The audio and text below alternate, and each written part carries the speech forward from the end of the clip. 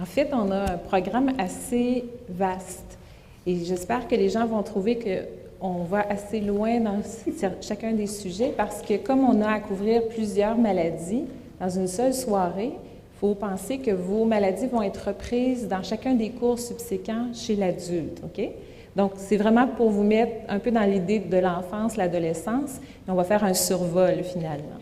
On va prendre soin de distinguer ce qui est normal de ce qui est pathologique. Normal entre guillemets, parce qu'on parle d'enfants et d'adolescents, donc c'est certain que ce n'est pas tous les enfants qui vont avoir une maladie mentale, puis la majorité vont avoir un développement tout à fait normal. Il va y avoir aussi des histoires de cas cliniques, il y en a 2. Pour vous rassurer, ce sont des histoires tout à fait fictives que j'ai prises dans un volume qu'on utilise pour la formation chez les résidents en psychiatrie. Comme ça, les ressemblances, finalement, c'est vraiment des cas fictifs. Okay? On va faire un survol des différents types de pathologies, okay? Les différentes maladies mentales que l'on rencontre. Mais je vous rassure, ces maladies-là sont aussi présentes chez l'adulte, chez l'adolescent, chez l'enfant. Donc, c'est juste qu'ils ne se présentent pas tout à fait de la même façon à leur début. On va regarder les traitements et les soins, mais encore là de façon générale, parce que probablement qu'il faut l'adapter à chaque personne, à chaque famille. On est unique dans notre pathologie quand même, mais aussi les grands principes de base. Okay? Les conséquences et les complications de ne pas recevoir de traitement ou de ne pas être reconnu pour avoir une pathologie, c'est important aussi. Puis à la fin, vous allez avoir une période de questions pour pouvoir clarifier les choses qui ne seraient pas suffisamment claires pendant ma présentation. Ça va? Donc, qu'est-ce qu'on connaît sur la maladie mentale chez les enfants et les adolescents? Mes notes sont aussi assez complètes, donc vous pouvez suivre avec moi. Je ne pense pas que vous allez avoir besoin de rajouter beaucoup de choses. OK? Donc, selon l'Organisation mondiale de la santé, en 2020, c'est pas très loin de maintenant, les troubles neuropsychiatriques de l'enfance vont avoir augmenté de 50% mondialement. Ça va devenir une des 5 causes les plus fréquentes de morbidité ou maladie, mortalité, des décès et de dysfonctionnement parmi les enfants.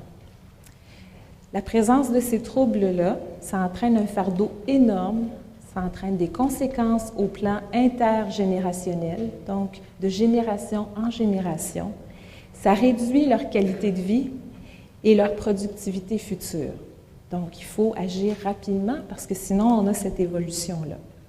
Il n'y a aucune autre maladie qui cause autant de dommages à autant d'enfants et aussi sérieusement que les maladies mentales. Et c'est l'Organisation mondiale de la santé qui nous dit ça. Parce que longtemps, on a eu à se battre pour expliquer que la maladie mentale, même si elle n'apparaît pas facilement, on n'a pas de diagnostic avec un test précis, une photo qu'on peut mettre, que c'est aussi lourd que ça. On sait aussi que seulement 5 à 7 % des enfants reçoivent des services en spécialité lorsque c'est requis, alors qu'il y en a 10 à 20 % de ces jeunes-là qui souffrent d'un trouble psychiatrique. Ça aussi, c'est des personnes avec des rapports étoffés qui nous font part de ça. Donc, ça nous questionne sur les services qu'on peut offrir à la population. Selon l'Institut national de santé mentale aux États-Unis, on nous dit qu'il y a l'impact des gènes sur le comportement. Et ça, c'est très complexe. On connaît mieux l'influence du milieu familial sur la biologie du cerveau de l'enfant. Vous avez vu ça la semaine dernière. On sait aussi que le cerveau d'un enfant, il y a une certaine plasticité. Ça veut dire qu'il y a une possibilité de changer des choses. On est avec un bagage génétique, mais ça ne dit pas comment ça va évoluer dans la vie. Puis souvent, quand les adolescents sont un peu découragés, puis ils me disent « Est-ce que ça va s'améliorer? Est-ce que je vais réussir à faire ce que je veux faire? » Bien, je leur dis « Oui, parce qu'on utilise juste une petite partie de notre cerveau. On a plein de capacités, puis la vie peut faire que ça change. » Puis moi, j'y crois beaucoup. Donc, il faut vraiment avoir beaucoup d'optimisme parce que c'est vrai, ça a été prouvé. Il y a une plasticité de notre cerveau. Puis on connaît mieux nos facteurs de risque. On est capable d'identifier c'est quoi les différentes causes, finalement, des maladies. Puis ça fait qu'on peut mettre en place des meilleurs traitements. Ça ici, c'était un petit peu provocateur. Si j'avais pu enlever et si on se clonait, je l'aurais enlevé. Ce que je veux expliquer ici, c'est surtout que si on prend un exemple pour illustrer l'impact de l'environnement sur les gènes. On prend un petit enfant, puis on dit on en fait 3 copies. Donc, on est le même enfant avec le même bagage génétique. On va prendre un exemple que c'est un petit enfant qui est né avec un bagage génétique qui est plus anxieux que la moyenne. Okay? Il a un tempérament anxieux. Le même enfant, s'il vit dans un environnement où l'entourage, la famille, les gens dans la communauté sont très, très anxieux eux aussi, la probabilité, c'est qu'il va développer des problèmes d'anxiété. Le même petit enfant est dans un milieu où les gens autour de lui, les événements de vie font que c'est très rassurant. Il est capable de faire face aux choses. Il se fait pousser un petit peu, ça ne tente pas, il a peur, mais il le fait quand même, puis il finit par se convaincre que ça va bien aller. Cet enfant-là peut, avec le même bagage, finalement évoluer très bien dans la vie. Un autre enfant peut avoir un peu moins d'anxiété, mais finalement vivre un traumatisme tellement fort que peu importe le bagage qu'il avait à la base, par exemple perdre un parent quand on est tout petit, un décès subi, un accident, passer au feu. Donc, les enfants qui vivent des traumatismes très importants peuvent éventuellement développer des difficultés, même si au niveau génétique, ils n'avaient pas ces vulnérabilités-là. Vous comprenez la différence entre les 3 tableaux. Donc, il y a un impact entre les gènes que l'on a à la base et l'évolution parce que c'est modelé par l'environnement. Ça peut être modelé positivement parce que justement, si on a des interventions rapides, si on a des gens autour de nous, on peut avoir des facteurs de protection qui vont faire qu'on va bien évoluer. Les grands principes, quand on regarde, est-ce que c'est un problème de santé mentale ou si ce n'en est pas un, on va souvent regarder dans les différentes sphères de la vie quotidienne. Chez l'adulte, c'est le travail, c'est la vie familiale, la vie de couple. Chez les enfants, les adolescents, ça va être au niveau social, au niveau de la famille et certainement au niveau de l'école. En l'absence de dépistage puis de prise en charge, c'est souvent des problèmes qui malheureusement peuvent continuer rendus à l'âge adulte. Et quand on regarde les adultes, souvent, en rétrospective, les problèmes avaient commencé pendant l'enfance ou l'adolescence. Donc, c'est quelque chose qu'on doit surveiller. Puis, si on a des difficultés au niveau des maladies mentales, c'est certain qu'on développe une faible estime de soi, encore plus de difficultés d'adaptation, puis ça a un impact sur l'avenir. Quelles sont les spécificités de la psychiatrie de l'enfant et de l'adolescent? En fait, il y a 2 grands points. C'est le rôle essentiel de l'environnement. Et cette influence-là est d'autant plus importante quand l'enfant est plus jeune. On le sait, un enfant, par définition, il est très dépendant de son milieu. C'est très bien, c'est tout à fait approprié. Mais si le papa, la maman sont en dépression, par exemple, ou si au niveau de l'environnement, c'est précaire, il y a beaucoup de bruit dans l'appartement, ils ne sont pas dans des conditions de vie adéquates, à ce moment-là, l'enfant est beaucoup plus vulnérable que, par exemple, un adolescent qui peut sortir, aller avec ses amis, essayer de se changer les idées. Donc, plus on est jeune, plus on est dépendant de notre environnement. Et par contre, même les adolescents ont besoin d'avoir des parents autour d'eux parce qu'ils sont toujours dans leur milieu familial. Quelqu'un pourrait dire aussi, même l'adulte qui vit avec son conjoint, sa conjointe, même ses parents, va être aussi lié avec les gens de son entourage. L'autre point qui est très important, c'est les stades du développement de l'enfant. Quand on fait une évaluation de problèmes de santé mentale, on doit considérer pas juste l'âge chronologique de la personne, mais aussi son âge de développement au niveau de sa maturité, au niveau de ses émotions, puis aussi au niveau intellectuel, parce que chacun n'a pas nécessairement le même développement au même moment. Pensez à un tout petit enfant qui apprend à marcher. Ce n'est pas tous les enfants qui apprennent à marcher au même âge, mais certains vont marcher plus tard, mais parler plus vite. D'autres vont être capables d'être propres plus rapidement qu'un autre. Un autre va finalement reprendre son retard plus tard quand il va rentrer à la maternelle. Mais tout le monde arrive à un moment donné au même niveau de développement. Quand on fait une évaluation des difficultés d'une personne, il faut absolument tenir compte de son développement. L'autre notion importante, vous connaissez les tempéraments de base probablement. Donc les tempéraments, il y a des petits bébés qui sont faciles, ils sont nés comme ça, on n'a rien fait, ils sont plus faciles que d'autres. Il y a des petits bébés qui sont très difficiles, ils ne sont jamais contents, ils ne dorment jamais, ils ne font pas ce qu'on veut. Puis il y en a d'autres qui sont plus insécures. Dès qu'il y a des changements dans l'environnement, ils sont particulièrement sensibles même à la lumière, au bruit, des choses comme ça. Donc ça aussi, il faut en tenir compte, comme tout à l'heure avec nos 3 petits bébés. L'autre chose, c'est aussi voir, est-ce que c'est une réaction adaptative? Ça veut dire que tout enfant placé dans un milieu similaire aurait des symptômes. Parce qu'avant de dire que c'est une maladie, il faut être certain que ce n'est pas juste une réaction d'adaptation à une situation donnée. D'accord? Donc, toujours voir est-ce que c'est un problème au niveau de l'adaptation ou bien une rupture de son fonctionnement. C'est vraiment inapproprié, c'est beaucoup trop prononcé. Puis là, on commence à se dire, mais voyons, il y a quelque chose qui ne va pas. OK?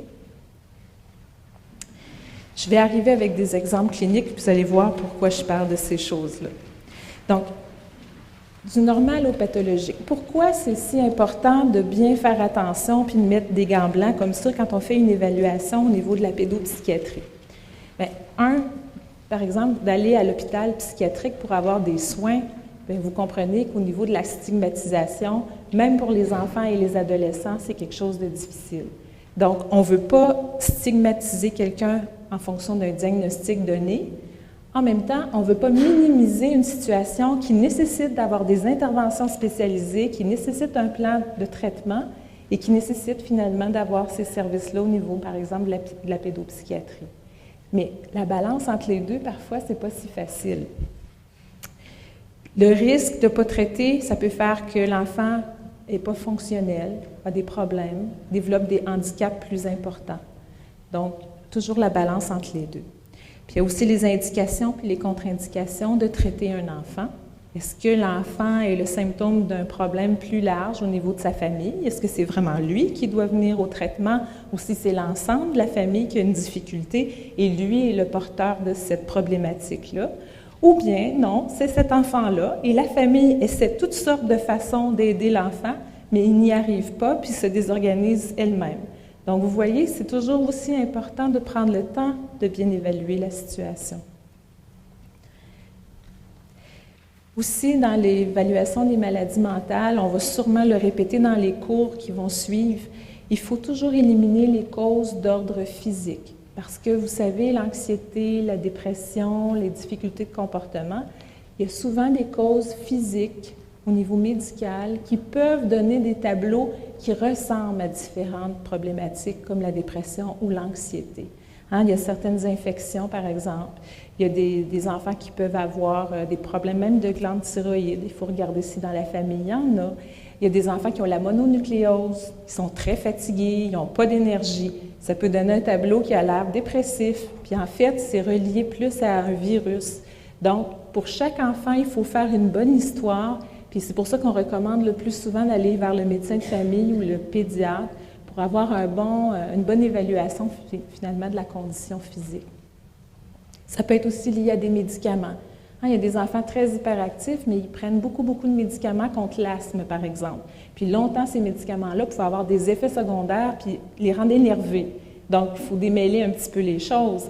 D'autres enfants, s'ils prennent beaucoup de Coca-Cola, s'ils prennent des choses, beaucoup de chocolat, bien, ils sont stressés puis ils réagissent pas bien. C'est pas toujours juste ça, mais il faut quand même avoir ce souci-là parce que parfois, on trouve des enfants qui sont sensibles à des choses comme ça. Ça peut être lié à différents troubles, donc on peut avoir plus qu'un trouble à la fois. Puis c'est souvent ça qu'on retrouve en pédopsychiatrie. Ça, je vais en parler un peu plus loin. Puis habituellement, ça doit entraîner assez de complications pour que ça ne fonctionne pas bien, soit à l'école, soit à la maison. C'est rare que c'est juste dans un milieu en particulier. Donc, c'est comme ça qu'on peut quantifier la problématique. Donc, si on commence avec l'anxiété. Donc, tout le monde a déjà été anxieux. L'anxiété en soi, c'est quelque chose de tout à fait normal. Les gens qui sont anxieux, c'est un système d'alarme qui part parce qu'on a peur. Par exemple, on voit un gros chien à l'autre bord de la rue, puis il sort ses crocs, puis il s'en vient vers nous. Le cœur commence à nous battre vite, on commence à trembler, puis oups, on sait qu'on doit s'en aller. Ce n'est pas un trouble anxieux. Mais si on voit un tout petit chien qui est tout doux, puis qui est avec son maître, puis que ça va bien, puis qu'on est obligé de changer d'endroit, bien peut-être que là, c'est un peu exagéré. Fait que vous voyez, c'est un exemple un peu simple, mais pour expliquer jusqu'à quel point c'est dysfonctionnel versus une réaction adaptée à une situation. Les peurs chez l'enfant, c'est quelque chose de très fréquent. Tous les enfants ont eu peur du noir, ont eu peur du grand méchant loup. Ça fait partie, finalement, du folklore de notre enfance, puis on peut mettre notre couverture sur notre tête. Donc, tout ça, ce sont des peurs qui sont tout à fait normales. On ne devrait pas s'inquiéter de ça, puis en général, c'est transitoire, c'est passager.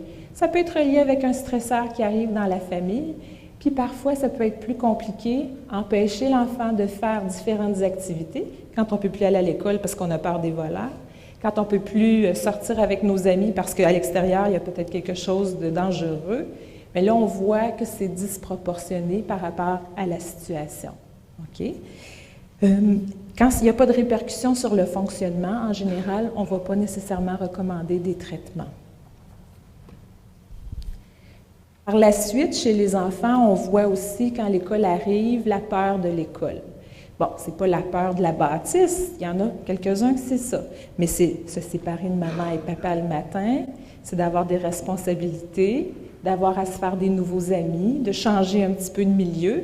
C'est certain qu'avec les garderies, ce sont des choses qui se sont faites plus jeunes en général. Avant ça, on allait à l'école juste à la maternelle. Mais pour certains enfants, ça devient quand même une grande difficulté, ou ça se passe déjà à la garderie, plus jeune, qu'on a cette difficulté-là de séparation. Et toutes les éducatrices et éducateurs sont habitués à avoir à travailler ça avec les parents pour que le matin, ça se passe le mieux possible avec les enfants. Encore là, quand on ne veut plus aller à l'école, que même si on a un bon fonctionnement habituel, on n'arrive pas à se lever le matin, on ne veut pas sortir de la maison, on n'aime pas personne, on dit que le professeur, ça ne va pas, bien, c'est toutes des raisons finalement pour ne pas sortir, puis ça devient un genre de phobie scolaire qu'on appelle, et ça, c'est compliqué et ça relève souvent des troubles anxieux. Aussi, à l'adolescence, on a peur de l'échec. Parfois, c'est la première fois qu'on vit un échec difficile, qu'on est déçu. Moi, je dis souvent, il faut se pratiquer dans la vie parce qu'on a tous à vivre des échecs à un moment ou à un autre de notre vie. Mais certains jeunes sont tellement perfectionnistes qu'ils ne peuvent pas se permettre d'en vivre un échec. Donc, cette peur-là arrive souvent au niveau du début de l'adolescence. Il y a la peur au niveau de la socialisation. Donc, une peur qui est de présenter devant les gens, comme je fais présentement, de présenter les exposés oraux à l'école, d'être obligé de faire une petite pièce de théâtre, d'être obligé de faire une demande devant les autres, lever la main. Donc, toutes des choses qui peuvent arriver. En général, ça se passe bien, on passe à travers, puis on s'habitue, puis on est content. Pour certains jeunes, on peut même développer à ce moment-là une phobie sociale. Donc, vous voyez, hein, c'est toujours le degré de ce handicap-là, si on veut. Certains jeunes ont peur des blessures corporelles, c'est surtout les vaccins, les prises de sang. Il y en a qui deviennent tout étourdis, qui tombent dans les pommes. Donc, ça fait partie aussi des troubles anxieux, puis ça apparaît habituellement au niveau de l'adolescence. Il y a aussi, sans que ce soit des peurs, parfois des préoccupations anxieuses. Donc, vous êtes au courant, la sexualité, l'acné au visage, le poids. Hein, notre apparence physique prend toute une autre tournure chez les adolescents et les adolescentes, et même un petit peu plus tôt qu'avant, à la fin de l'enfance. Maintenant, là, tout est un petit peu plus tôt qu'auparavant, quand moi j'ai commencé ma formation. Donc, les tableaux cliniques habituels, on a une anxiété excessive, si on parle d'un trouble anxieux, irréaliste, inapproprié au stade du développement. On a une détresse qui peut être subjective. Parfois, les parents vont nous dire, bien, on ne le voit pas anxieux, ça ne paraît pas, mais l'enfant, lui, à l'intérieur, se sent terriblement mal. Donc, il faut lui faire un petit peu parler sur ses inquiétudes, sur ses sentiments. Il peut aussi avoir une certaine dramatisation de la situation. On peut développer des maux de tête, maux de cœur, mal au ventre. Le petit enfant qui veut pas, il dit « j'ai trop mal au ventre, je ne serai pas capable d'aller à l'école ». Et même des crises de colère. Encore là, les crises de colère, on peut dire « ah, mais il y a un trouble de comportement ». Beaucoup d'enfants qui ont des troubles anxieux se présentent avec des crises de colère, et ils font la chicane, ils ne veulent pas arrêter. Les parents disent « regardez, là, il n'est pas gentil avec nous ». Mais en fait, si on regarde ce qu'il y a derrière ça, c'est encore des peurs puis de l'anxiété. Puis si on s'assoit calmement pour essayer de voir c'est quoi qui fait qu'il se sent comme ça, c'est pas du tout le trouble de comportement, c'est juste extérieur, c'est la peur finalement de différentes choses qui sont pas nécessairement là, mais que l'enfant ressent à l'intérieur de lui. L'anxiété aussi, ça fluctue dans le temps. Il y a des journées qu'on n'est pas anxieux, des journées qu'on est anxieux. Et ça aussi fait qu'on se dit, mais coudonc, est-ce que c'est de la manipulation? Qu'est-ce qu'il fait? Comment ça se fait que des fois c'est correct, des fois c'est pas correct? Le plus souvent, les troubles anxieux sont le dimanche soir, lundi matin, en revenant des vacances, après Noël, après la semaine de relâche. Hein? On le voit souvent parce que quand ça fait longtemps qu'on est à la maison, tout départ pour aller à l'école est difficile pour les gens qui sont très anxieux. Même chose pour le travail. Souvent, ça va être déclenché ou exacerbé pendant une période où on est plus vulnérable. S'il y a un divorce, par exemple, ou une séparation dans la famille, c'est certain que l'enfant est plus sensible à ça, vérifie jusqu'à quel point on tient à lui, on l'aime. Hein, ça fait vivre toutes sortes d'émotions aux deux parents, puis là, tout le monde est en train de se chicaner avec ça. Et souvent, ça va se retrouver au niveau des troubles anxieux. Puis on peut avoir d'autres troubles qui étaient soit après ou avant. C'est ça qui est souvent difficile avec les troubles anxieux. Donc, si on les passe très rapidement, je vous dis, ça, on apprend ça sur plusieurs années habituellement quand on est en pédopsychiatrie. Mais vous avez l'anxiété de séparation, donc la difficulté à se séparer d'une figure d'attachement, ça peut être la maman, le papa, la grand-maman, le grand-papa, la personne qui nous garde, la difficulté à quitter la maison. Une phobie spécifique, c'est toutes les peurs, soit des animaux, des ponts, des tunnels, donc un objet en particulier qui fait qu'on développe une peur, souvent la peur des araignées, la peur des serpents. La phobie sociale, comme j'ai parlé tout à l'heure, l'anxiété généralisée, ça c'est ceux qui s'inquiètent tout le temps. Ils se couchent puis ils repensent à toute leur journée. « Ah, j'ai fait ça, ça, ça. Qu'est-ce que je vais faire demain? Ah, j'ai oublié de faire telle affaire. » Donc, les gens qui pensent toujours à toutes sortes de problèmes potentiels, c'est les gens qui sont inquiets et ça s'appelle l'anxiété généralisée. Encore là, on peut l'avoir à différents degrés puis on peut fonctionner tout en ayant ce problème-là. Mais c'est très fréquent dans la population. Le trouble panique, ça, c'est quand on rajoute des attaques de panique tout à coup, sans raison apparente, on commence à avoir de la difficulté à respirer, on a le cœur qui bat vite, on a mal au ventre, on tremble, on pense qu'on va mourir, on pense qu'on va faire une crise de cœur.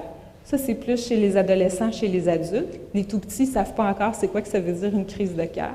Donc, ça, c'est souvent le trouble panique qui se présente comme ça.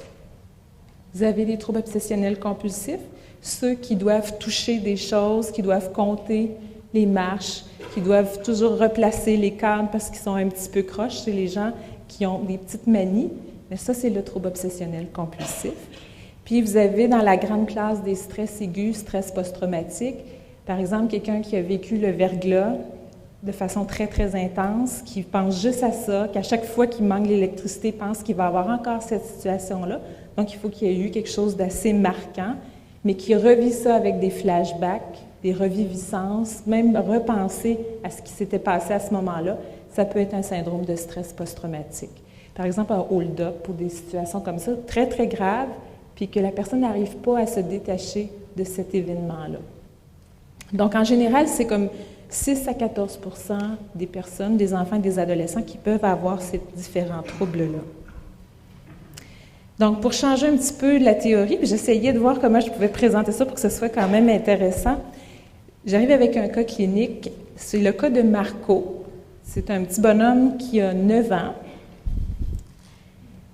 Le jeune, il est référé à la demande de son école en raison de ses difficultés qui perturbent la classe. Donc, ce n'est pas lui qui demande, c'est les autres qui l'amènent à la consultation.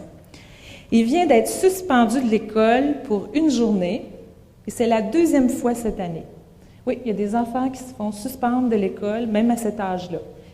Donc, son professeur nous dit qu'il bouge tout le temps, qu'il dérange tous ses compagnons et compagnes, et que ça l'empêche, lui et les autres, de se concentrer. On nous dit qu'il est presque jamais assis tranquille, il se promène dans la classe, il parle avec les autres, il les dérange.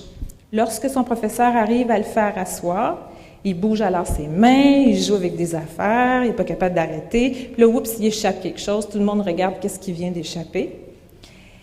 Et là, le renvoi de l'école est arrivé parce qu'il s'est accroché au luminaire au-dessus du tableau, puis il est en train de faire un genre de petit singe en avant. Puis là, tout le monde essaie de se mêler de la partie.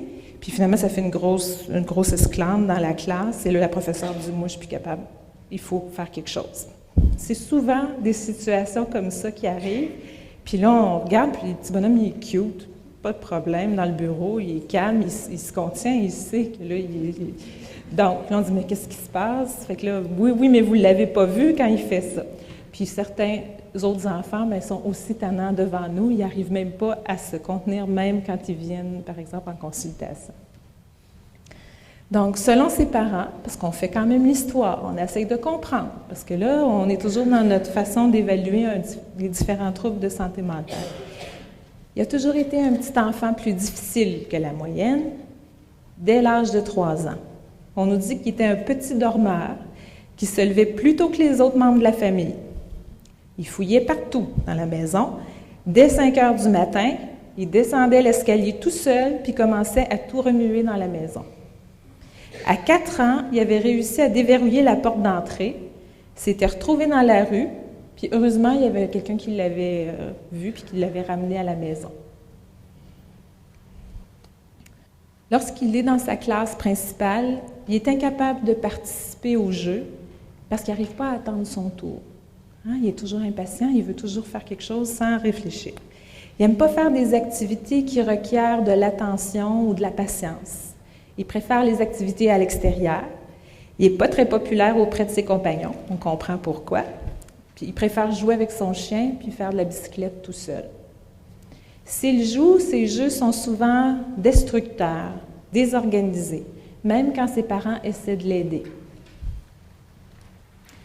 Il a été expulsé d'une garderie pour son comportement difficile. Mais oui, ça aussi, j'ai déjà vu ça dans la réalité, un enfant qui, dès la garderie, est expulsé. On dit, mon Dieu, qu'est-ce qui se passe là? Puis après une difficile année à la maternelle, il est orienté vers un programme spécial pour le comportement à l'école primaire. Par la suite, il est dans une classe régulière pour la plupart des cours, mais il doit quand même travailler en récupération avec un professeur particulier.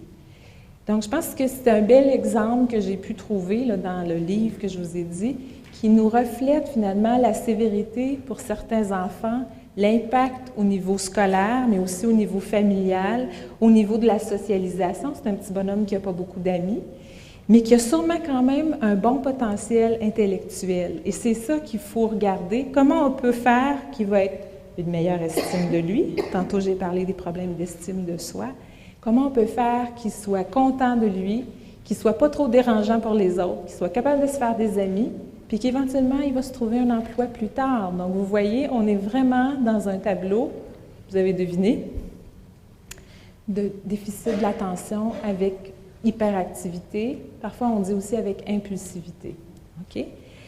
Souvent, ils sont lunatiques, peuvent être bougeants, ils coupent souvent les autres, réfléchissent après avoir posé des gestes.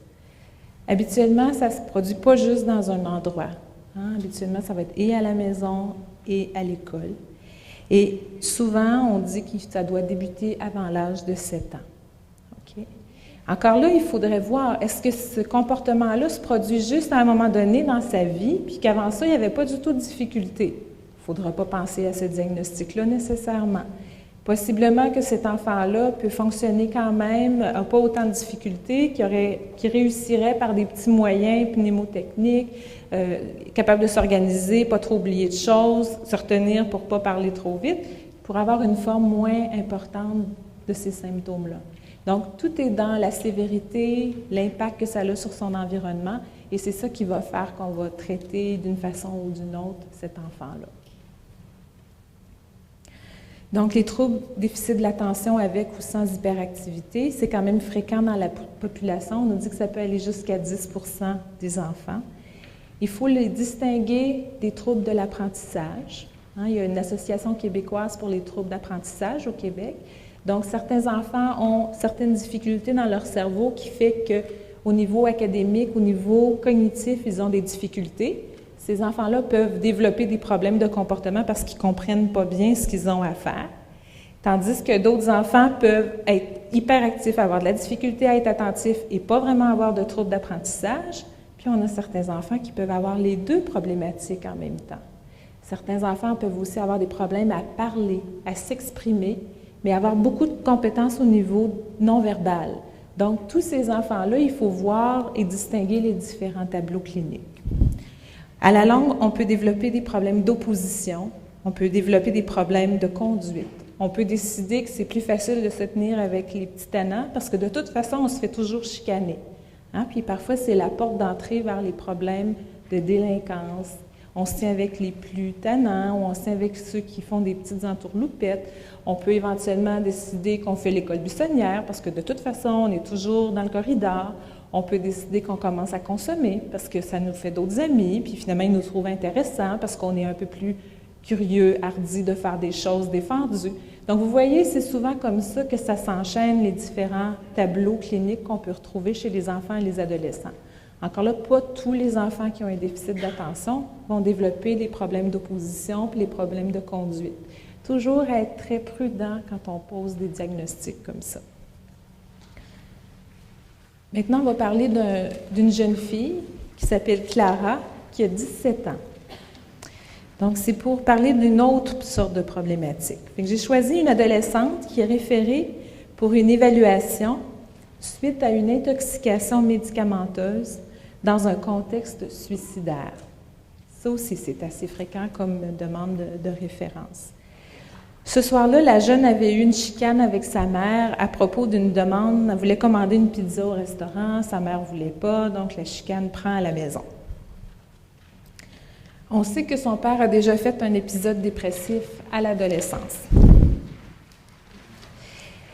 La jeune, quand on évalue, se souvient que sa mère lui avait dit qu'elle était gâtée, puis avait dit si elle serait plus heureuse d'aller vivre ailleurs.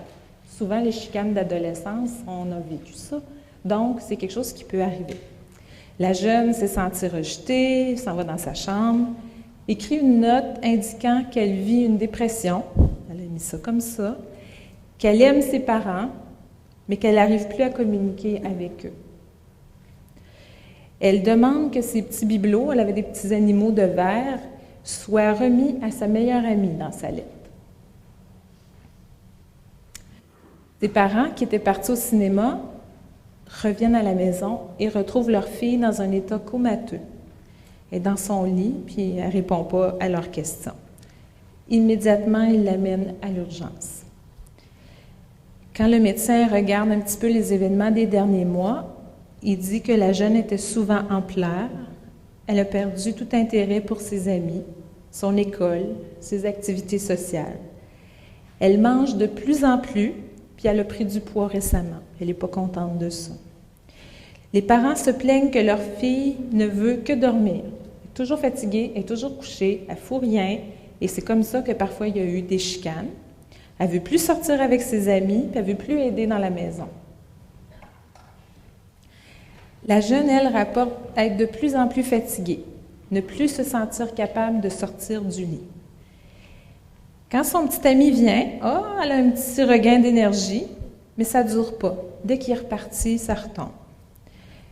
On sait qu'elle prend un peu d'alcool, elle ne prend pas de drogue. Puis alors qu'elle est très brillante, elle se sent dévalorisée, pas très intelligente, moins intéressante que ses frères et ses sœurs. Elle dit qu'elle est prise entre ses deux parents, qu'elle perçoit comme l'empêchant de devenir autonome, de développer sa confiance en elle par leurs conseils. Donc, ça aussi, c'est comme un peu compliqué. Il faut prendre le temps de bien évaluer la situation. Par contre, avec la sévérité des symptômes, avec l'environnement que la jeune a, on peut arriver à parler d'une dépression majeure. Parce que souvent, chez les adolescents, contrairement à l'adulte, on n'a pas toujours la perte de poids, la perte d'appétit. On a plus un gain de poids, on a toujours faim. Au lieu d'avoir une diminution du sommeil, on a souvent une augmentation du sommeil, mais pas un sommeil réparateur. Même si l'adolescent est toujours couché, il n'est pas moins fatigué le lendemain matin. Il se sent toujours sans énergie. Il est toujours fatigué, puis il y a souvent des conflits avec les autres. Donc, vous allez me dire, ouais, mais c'est quoi la différence entre ça et une crise de l'adolescence? Mais c'est dans l'intensité, c'est dans la durée.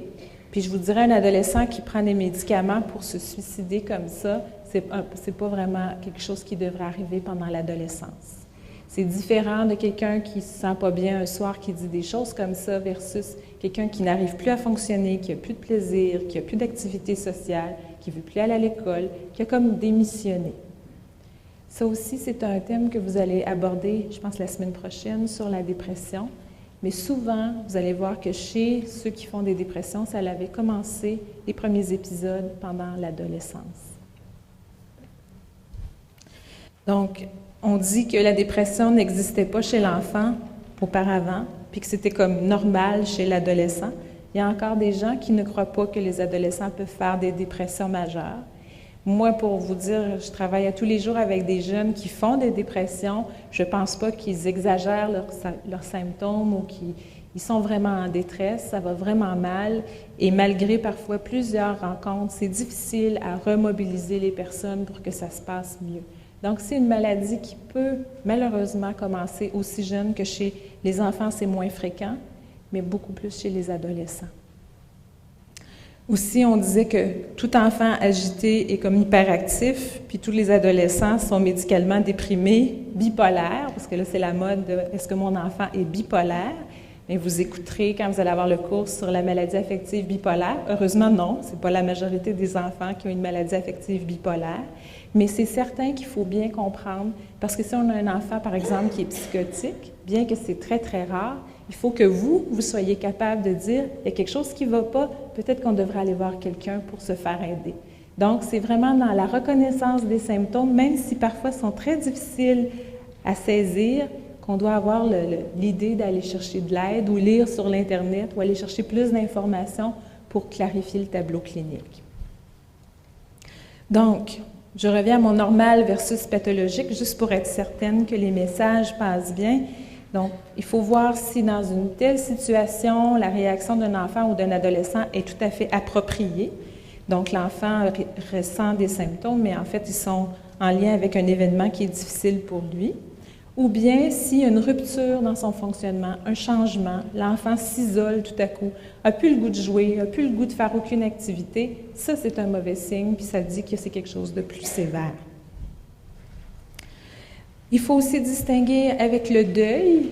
On sait que si on perd quelqu'un de notre famille décède, on peut être triste, on peut avoir de la difficulté à fonctionner, mais tout est dans la gravité et l'intensité des symptômes et comment ça nous empêche de faire des choses. Et ça, je pense que c'est chacun, selon son fonctionnement habituel, qui peut évaluer est-ce que ça, c'est un deuil et quand est-ce que ça devient une dépression. Parfois, c'est difficile, la nuance entre les deux, parce que d'être triste quand on perd quelqu'un qu'on aime, c'est tout à fait normal. Ça, tout le monde le sait. Quand on n'est plus capable de fonctionner puis qu'on a plus envie d'aller le rejoindre, là, ça commence à être un problème. Vous voyez? Donc, on est encore à considérer les différents niveaux d'une réaction de tristesse. Vous avez aussi la dysthymie. La dysthymie, c'est un peu moins de symptômes que ceux qui sont nécessaires pour avoir une dépression majeure. Donc, un enfant qui est toujours un peu triste, un peu de mauvaise humeur, qui ne réussit pas à rentrer dans l'ordre, que c'est toujours, il y a quelque chose qui ne va pas, mais sans nécessairement avoir perdu du poids, avoir des problèmes de sommeil. Et souvent, chez l'enfant, c'est un tableau qui est toujours comme ça là, pendant une durée d'à peu près 1 an. Chez l'adulte, on parle de 2 ans. Fait que vous voyez, il y a des petites différences entre les enfants et les adultes dans les critères diagnostiques. Puis vous avez les maladies affectives, dépression majeure, maladie affective bipolaire, et ça, je vais laisser mes collègues en parler plus en détail. Donc, en termes épidémiologiques, la dépression chez les enfants, c'est 2 %, 4 à 8 % chez les adolescents, mais 50 % des adultes ont fait leur premier épisode avant l'âge de 20 ans. Le fait d'avoir un parent qui a une dépression majeure à la maison augmente le risque pour l'enfant de 3 à 5 fois. Donc, ça ne veut pas dire qu'ils vont développer nécessairement une dépression, mais le risque est quand même plus important pour les enfants de cette famille-là.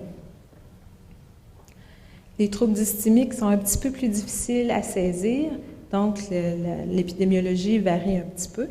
Et il y en a qui parlent d'un lien possible entre les troubles d'hyperactivité avec déficit d'attention et éventuellement la maladie affective bipolaire. Encore là, il faut faire attention. Ce n'est pas tous les enfants hyperactifs qui vont développer une maladie bipolaire. Mais parmi ceux qui, jeunes adultes, développent une maladie bipolaire, plusieurs avaient déjà eu le problème d'hyperactivité. D'accord? Pourquoi c'est important? C'est qu'il y a une morbidité importante qui est liée à ces tableaux-là dépressifs. Donc, si on a un tableau dépressif majeur qu'on ne traite pas, éventuellement dans notre vie, il y a quand même 6 % de risque d'un décès qui est lié à cette maladie-là. Et si on le regarde à l'envers, parmi ceux qui sont décédés par suicide, le risque était 20 fois plus important pour ceux qui avaient une dépression majeure et 12 fois plus important pour ceux qui avaient une dysthymie.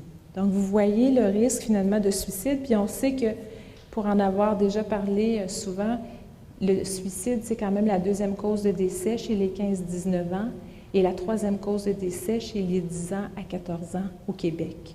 Donc, c'est un problème très, très important. Et dans 80-90 % des cas, il y avait une maladie mentale associée qui peut avoir, si vous voulez, une vulnérabilité puis un facteur précipitant pour décéder par suicide.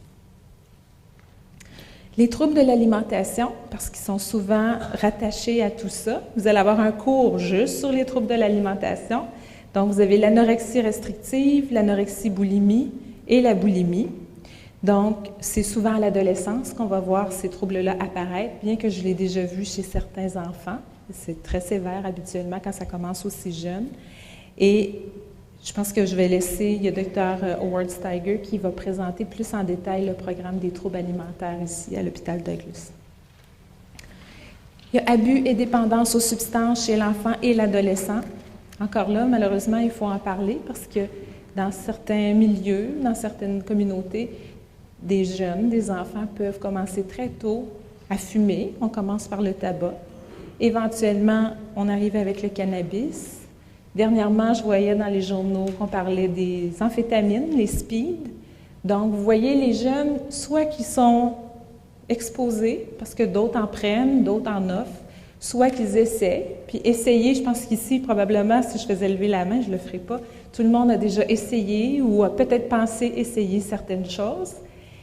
Mais c'est un problème important parce que parfois, même un enfant qui prend, il y en a qui disent 1 gramme par jour, 5 jours par semaine, bien, s'ils sont déprimés, je pense qu'il faut regarder si la consommation n'est pas le facteur qui entraîne un tableau dépressif. Donc, vous voyez, il y a un impact. En même temps, on peut dire, bien, il y a des enfants, des adolescents qui sont déprimés ou qui sont anxieux ou qui ont des gros problèmes au niveau de leur comportement et qui consomment pour pallier à ça. Probablement que la réalité est un petit peu entre les deux. Hein? J'ai des adolescents très honnêtes qui me disent, bien, tu sais, j'aime ça parce que j'ai plein d'amis dans ce temps-là, on a du fun, on est-tu bien? Donc moi, je leur dis, oui, mais c'est dangereux, ça a des conséquences, puis regarde où est-ce que tu es rendu. Donc, il faut vraiment explorer avec les jeunes qu'est-ce que c'est les premières fois qu'ils ont essayé, qu'est-ce qui a fait qu'ils ont aimé ou pas, puis qu'est-ce qui fait que ça se maintient finalement, ces patterns-là de consommation. Même la cocaïne aussi, j'ai des jeunes qui en prennent parfois. Donc, dans les discothèques, il y a l'ecstasy qui est très à la mode aussi. Encore là, les jeunes peuvent en consommer, ils vont danser, ils ont beaucoup d'énergie, mais sauf qu'ils développent une addiction, une dépendance, puis ils n'arrivent plus à arrêter. Et là, ils ont toutes sortes d'autres problèmes parce qu'ils doivent se payer la drogue, ils doivent en prendre de plus en plus pour avoir les mêmes effets, et c'est un cercle vicieux qui arrive rapidement. Donc, quand on a fait le tour de tout ça, on se dit, mon Dieu, qu'est-ce que c'est le diagnostic différentiel? Comment on fait? Parce que dans le fond, il faut vraiment démêler les différents troubles. Il faut démêler lequel a commencé en premier, puis qu'est-ce qui est la complication de l'autre. Donc, par exemple, dans l'anxiété, il faut différencier la phobie sociale d'un trac. Avoir le trac avant de commencer un spectacle, c'est tout à fait normal. Si on parle de phobie sociale, c'est pas la même chose. La timidité, il y a des enfants qui ont un tempérament un peu plus timide. C'est correct, on ne fera pas d'intervention sur ça. On peut l'aider, on peut le rassurer, mais on n'appelle pas ça une phobie sociale. Certains enfants ont, par exemple, un diabète. Il y a beaucoup d'enfants maintenant qui ont le diabète plus jeunes. Si on doit prendre des injections ou faire des traitements spéciaux, ça se peut qu'on développe une certaine gêne ou une certaine anxiété d'avoir à faire ça, par exemple, à l'école. Donc, il faut regarder s'il n'y a pas des maladies physiques qui peuvent causer finalement différentes problématiques. Et toujours les problèmes d'apprentissage réel qui peuvent être à la base comme une source finalement aux différents troubles psychologiques. Donc, quand je fais mes présentations ou les cours aux étudiants, je leur montre ça un peu, je ne l'ai pas fait à l'échelle, mais c'est quand même assez complexe que je pense que nos différents rôles sont importants pour voir Ça prend une bonne évaluation, ça prend de bien documenter les différents tableaux cliniques avant d'arriver à poser un diagnostic puis à faire un traitement. Je pense que ça, c'est assez clair. Donc, bien colliger l'information avec une équipe en général, pas tout seul. Ça nous prend le jeune, ses parents. Ça nous prend de travailler avec la première ligne médicale et psychosociale, comme je vous ai expliqué auparavant, de bien faire le diagnostic différentiel et de faire un plan d'intervention tous ensemble. Selon la complexité des situations, on doit valider ou demander en référence l'équipe de pédopsychiatrie. Donc, pas tout de suite. Souvent, il y a un bon travail qui doit être fait en première ligne. Et dans les situations les plus sévères, même en clinique externe, nous, on doit faire appel à nos collègues, soit à l'hôpital de jour ou soit à l'unité interne de pédopsychiatrie. Donc, même quand c'est très complexe, on doit observer, voir dans le quotidien comment ça se passe avec un jeune pour arriver à préciser notre diagnostic. Donc, dans les différentes approches de traitement et de soins, comme je vous ai dit au début, il faut le personnaliser, chacun est unique, chaque situation est différente, mais bien connaître les types de pathologies, comme vous faites ce soir. Donc, il y a des approches dites psychoéducatives.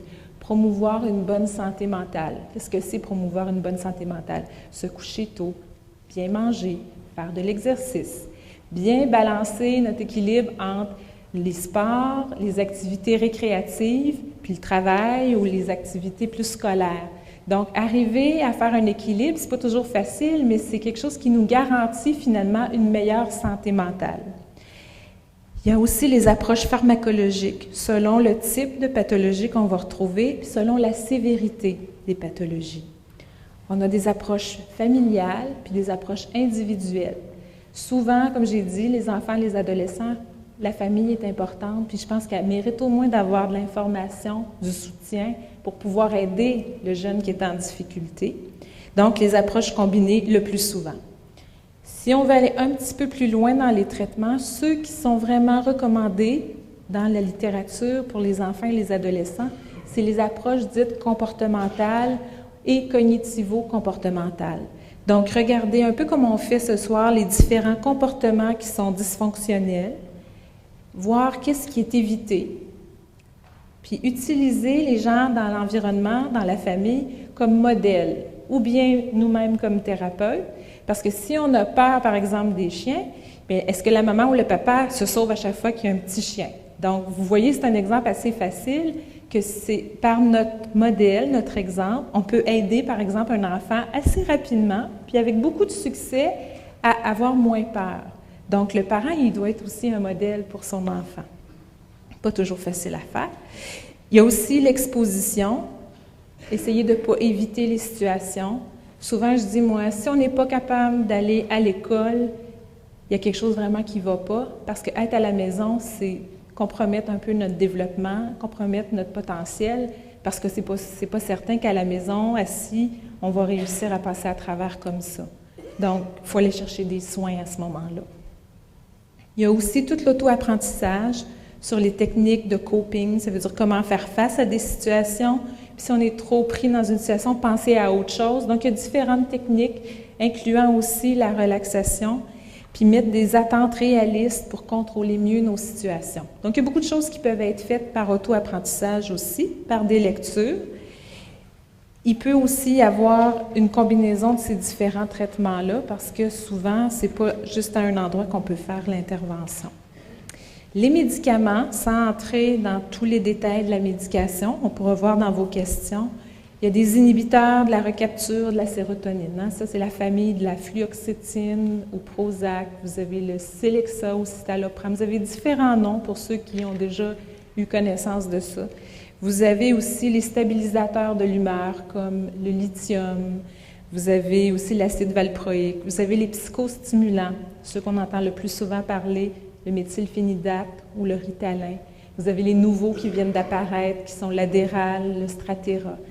Vous avez aussi les benzodiazépines qu'on essaie le plus possible d'éviter avec les enfants, les adolescents, mais aussi avec les adultes, parce que ça amène une certaine dépendance quand on l'utilise sur un trop long cours.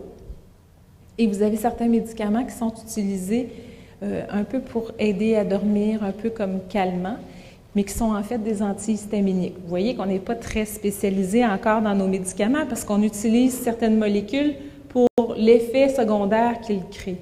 Hein, comme les Gravol, il y a des gens qui prennent ça quand ils prennent l'avion parce qu'ils veulent dormir pour ne pas se sentir mal. Mais en fait, c'est un effet secondaire, finalement, qui est la somnolence, qui est associé à cette médication-là. Vous avez aussi, le moins possible, mais les neuroleptiques qui peuvent être utilisés. Les neuroleptiques, habituellement, sont utilisés pour les gens qui font une psychose, mais ils peuvent être utilisés pour certaines maladies affectives. Et à très petite dose, ils peuvent être aussi utilisés quand quelqu'un est très angoissé, très anxieux. Encore là, les médicaments, c'est toujours dans un plan de traitement avec une intervention habituellement au niveau psychologique ou psychosocial et une intervention familiale, pas les médicaments tout seuls. Je dis toujours aux ados puis aux jeunes, ça c'est une petite partie de ton traitement et il faut absolument combiner ça avec toutes sortes d'autres approches parce que tout seul, ça ne fonctionnera pas. Donc, on approche là, de la fin. Les conséquences et les complications.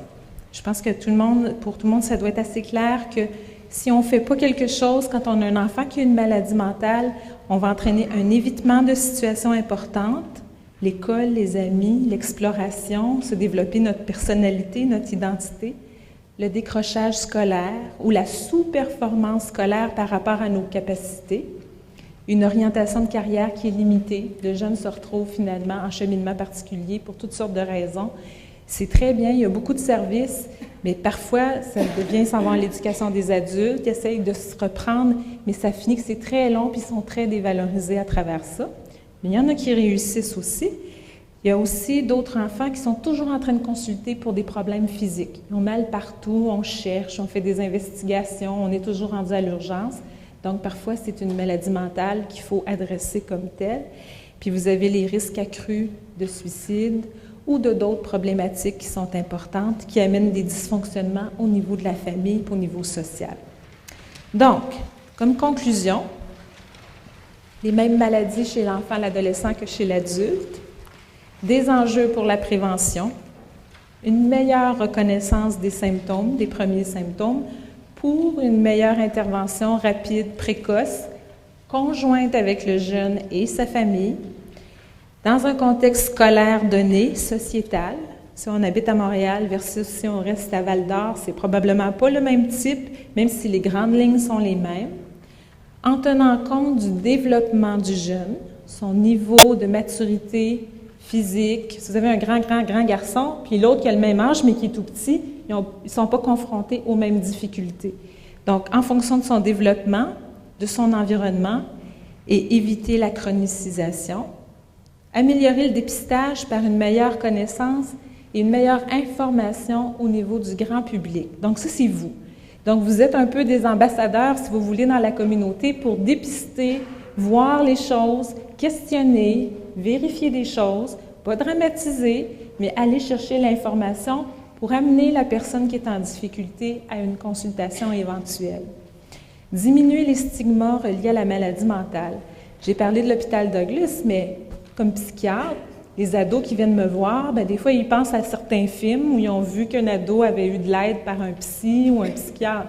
Mais quand ils arrivent dans le bureau, ils sont stressés, puis c'est comme, qu'est-ce qu'ils vont me dire? Qu'est-ce qu'on va faire? Est-ce qu'ils vont me garder ici? Donc, il y a encore beaucoup de tabous. Il faut améliorer nos traitements, l'accès aux services, l'évaluation de nos services. Donc, c'est beaucoup les gens, les usagers qui peuvent faire bouger le système de santé en posant des questions, en faisant des demandes. Parfois, c'est difficile de répondre à vos besoins, mais quand vous les posez, vous faites changer un petit peu notre système. Donc, améliorer nos soins grâce à cette évaluation-là. On va terminer là-dessus pour aujourd'hui. On va prendre les questions, peut-être plus développer certains aspects que vous avez trouvés moins faciles. C'est certain que c'est un survol très rapide, comme j'ai rappelé là, au début, sur différentes maladies, différents problèmes de santé mentale, mais je pense que vous avez bien compris les points clés que j'ai voulu démontrer ici, puis on va pouvoir pousser un peu plus loin avec vos questions. Merci.